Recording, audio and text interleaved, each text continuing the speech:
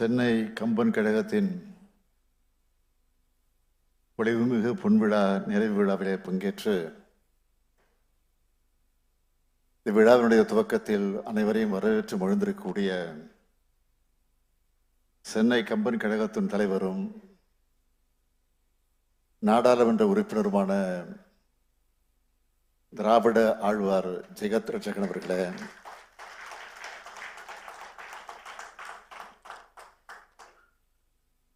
மாண்புமிகு மூத்த அமைச்சர் அண்ணன் துரைமுருகன் உள்ளிட்ட அமைச்சர் பெருமக்களே, முன்னாள் இந்நாள் சட்டமன்ற நாடாளுமன்ற உறுப்பினர்களே, அன்பிற்கினிய தோழர் முத்தரசன் அவர்களே, விருதுகள் பெற்றிருக்கக்கூடிய கவி பேரரசு மதிப்பிற்குரிய வைரமுத்தவர்களே,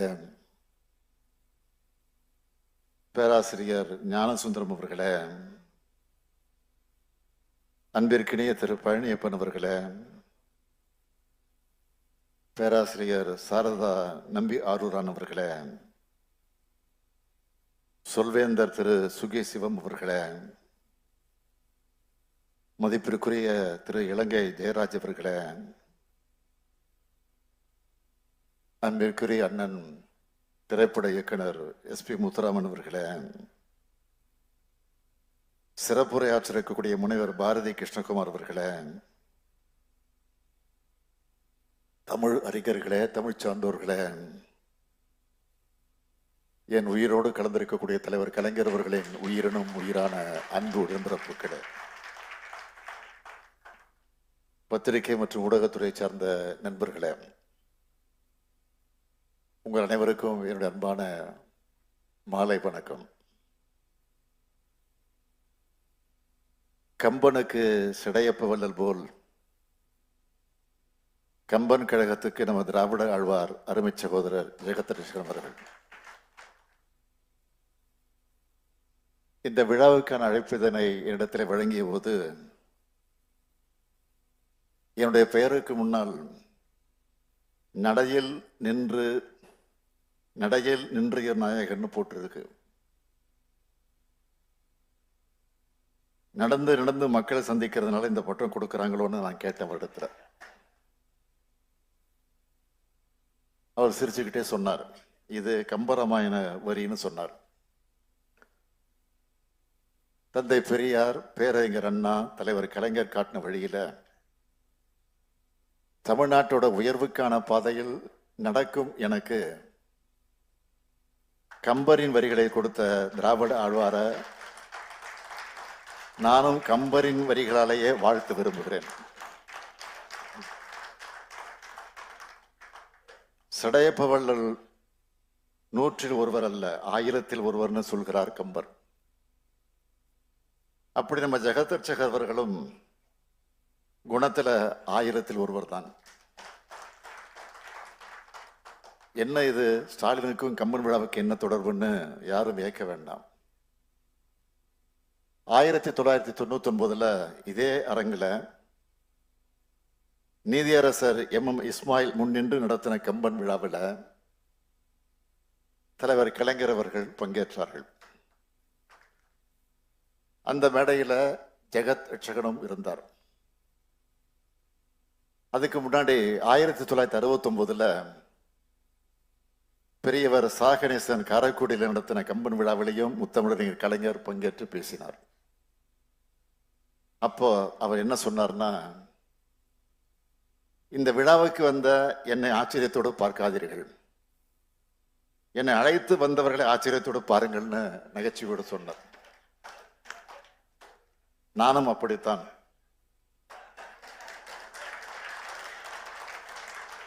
கம்பரின் தமிழுக்காகவும் ஜெகத் ரட்சகன் அன்புக்காகவும் இங்கே வந்திருக்கிறேன். இந்த சென்னை கம்பன் கழகத்தோட பொலிவுமிகு பொன்விழா, அதனுடைய நிறைவாக அறிஞர்கள் பலரும் விருதுகள் பெற்றிருக்காங்க. ஆழ்வார்கள் ஆய்வு மையத்தினுடைய கவி சக்கரவர்த்தி கம்பர் விருதை நம்முடைய கவி பேரரசு வைரமுத்து பெற்றிருக்கிறார். அவருக்கு என்னுடைய மனமார்ந்த பாராட்டுக்கள், வாழ்த்துக்கள்.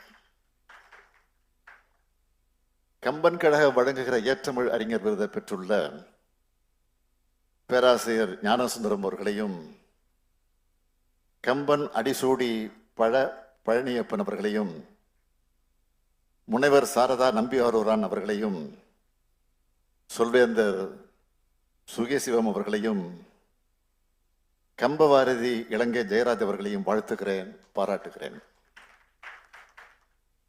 3 நாட்கள் நடக்கிற இந்த விழாவில் பல்வேறு போட்டிகளை கலந்துகிட்டு மாணவர்களுக்கும் பரிசுகள் வழங்கப்படுகிறது.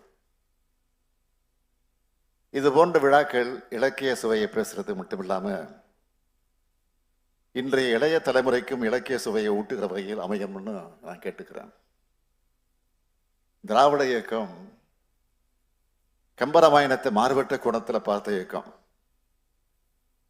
சில கருத்துக்களுக்காக விமர்சிக்கப்பட்டாலும் கவிதைக்காக, அதில் இருக்கும் தமிழுக்காக பாராட்டுச்சு.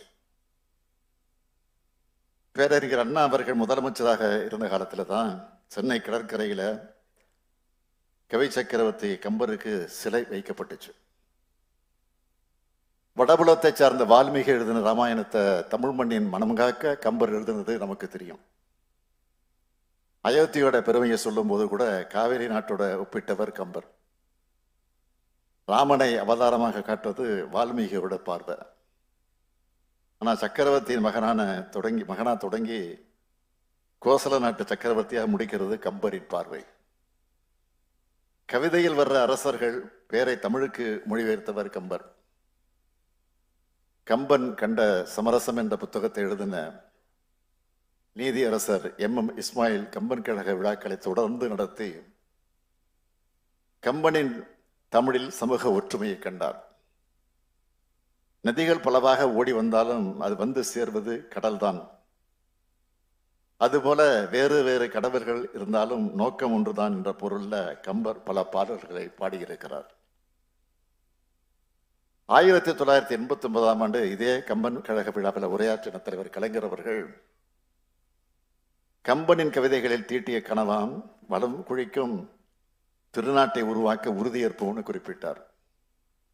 வன்மை இல்லை, ஓர் வறுமை இன்மையால்னு கம்பர் சொன்னார். அப்படி வறுமை இல்லாத மாநிலமாக தமிழ்நாடு இருக்கு. சமூக வளர்ச்சி குறியீடுகள்ல முன்னணி மாநிலமா இருக்கு. பொருளாதார வளர்ச்சி மிகுந்த மாநிலமா இருக்கு. இதுதான் கம்பர் கண்ட கனவு. இத்தகைய மாநிலமா தமிழ்நாட்டை உருவாக்குறதும் கம்பருக்கு ஆற்றும் தொண்டுதான்னு இங்கே கூடியிருக்கக்கூடிய இலக்கிய ஆளுமைகள் எல்லோரும் ஏத்துப்பீங்கன்னு நினைக்கிறேன். திராவிட ஆழ்வார் ஜெகத்ரட்சகன் அவர்களையும் மனதார பாராட்டி விடைபெறுகிறேன். நீங்கள் உங்கள் பணியை தொடர்க, நான் என் மக்கள் பணியை தொடர்கிறேன். நன்றி, வணக்கம்.